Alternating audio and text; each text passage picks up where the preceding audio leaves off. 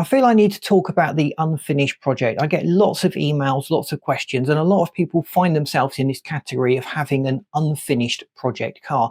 Now, the typical project car is a car that has been bought to do up. It's perhaps a bit of a banger and it needs restoration, or perhaps it is a running car and the owner just plans to take it up to the next spec, the next level, or improve the performance and the handling of it, or just bring it up to showroom standards. There are car projects out there which are much more adventurous. People plan to completely strip a car down and rebuild it, creating something completely new, completely different, and for them. For some of us, the project car is basically just the car we drive every day, and we've got a little thing that we want to do, but we never quite get round to doing it. This video really, it's going to discuss why we have all these unfinished project cars, and it's hopefully going to give us some strategies to move that project on, to get to the finish line where we can actually start to really enjoy this project car.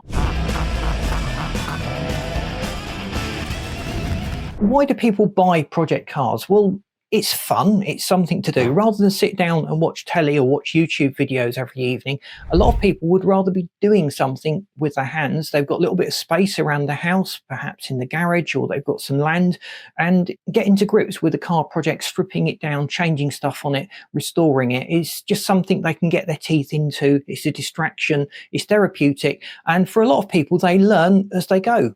They make mistakes and correct those mistakes, or they sort out problems as they go. And we've seen some fantastic projects coming out of this cottage home industry. Other people are on a budget. They can't afford the nice car, so they'll buy a rubbish car, should we call it, with the view to restoring it and bringing it up to being a nice car. And that way they've got the finances to buy the car initially, and then as they get more money, they can progress the project on and take the car up to the standard that they ultimately are aiming for. Some models of car are just so rare, the only way we can get one is to build a replica, or to find an old one that is really badly neglected and fully restore it to a showroom condition. And there's the built, not bought mentality, where people will want to build a car and have something that is theirs. They've put their stamp on it. That car, every essence of that car was down to them, their planning, their aspirations and their dreams. They're not just buying something that someone else has put together. Now, the number one reason for projects failing is money runs out. They've not sat down to think about the actual cost of restoring a car. And often it is far more expensive to restore a car than it would have been to buy a good condition restored version in the first place. You never recoup all of the money that you put into most projects, sadly. That's often just a case of not sitting down and planning enough to start with. We often tend to make decisions with our hearts, not our heads, and our head needs to be involved. We're in it for the long run. We need to make sure that we have fiscal stability throughout the project, that we can fund every phase of the project as it goes. Prices are always going up, and jobs like an engine swap can seem quite simple, and then you hit on all sorts of problems, and you may find your engine swap becomes an engine and transmission swap, and then you need to do some welding because the engine mounts need to be completely different to what you intended, and things tend to have a knock-on effect when we're doing a project, particularly if it's an adventurous one. Another one is time. We're up against the clock all of the time. Have you noticed how the days go past more quickly? We need to work longer hours to earn enough money to survive. Our families, our friends, our health problems, and all these other things are having an impact on our time. And very easily, this time that we've not set aside or not specifically allocated to the project can disappear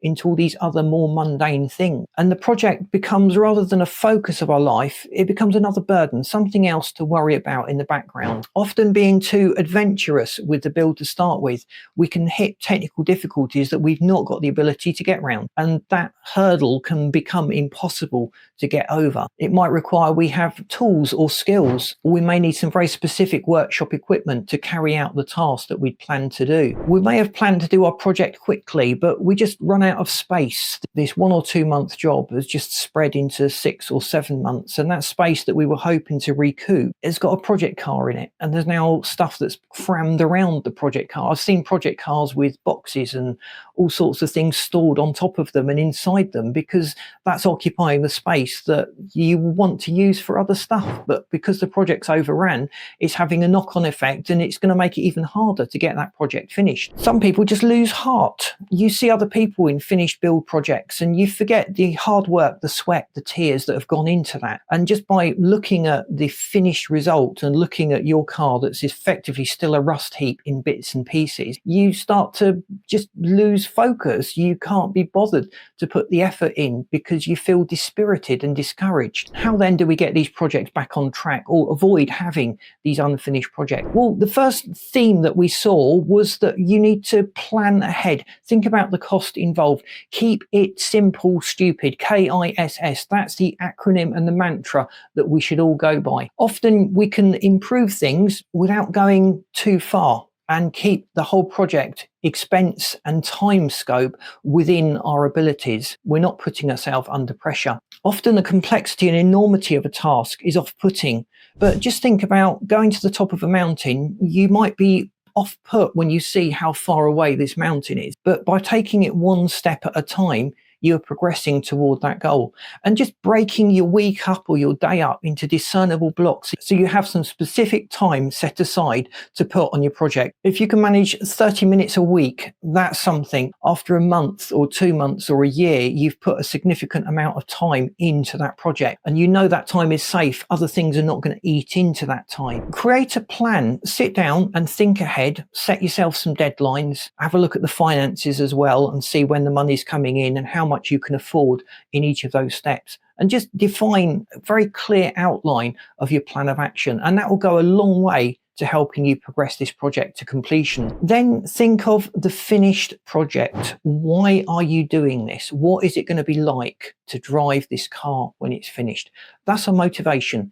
The joy that we get from these projects is the thing that should keep us moving throughout the project. It also helps to watch videos about that car, about improving, modifying, upgrading, whatever it is we're doing on a project. Watching videos can help us to be motivated. It can get us back into the mood for doing this project. And often with most of us, it's just inertia. Once we've started, we have got going, and once we've got going, we can keep the momentum up and actually make progress. So set clear steps, manageable goals, sit down and calculate the cost, set a schedule, set an outline as to each step in the project and how long it's going to take, and work to each of those goals. And eventually we will find that this unfinished project has become a finished project that we can enjoy. Thanks for watching. Please boot the like button if you've enjoyed this video.